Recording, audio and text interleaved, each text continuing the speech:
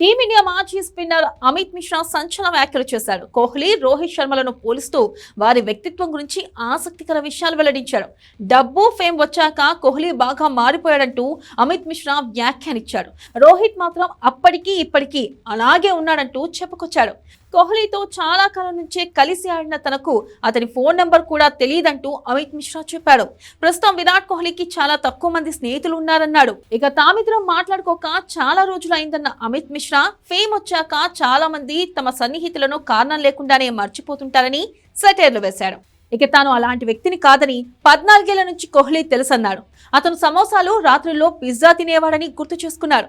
ఇప్పుడు కలిసిన కోహ్లీ మర్యాదపూర్వకంగానే ఉంటాడని, అప్పటి విరాట్లా వ్యవహరించాడంటూ వ్యాఖ్యానించాడు.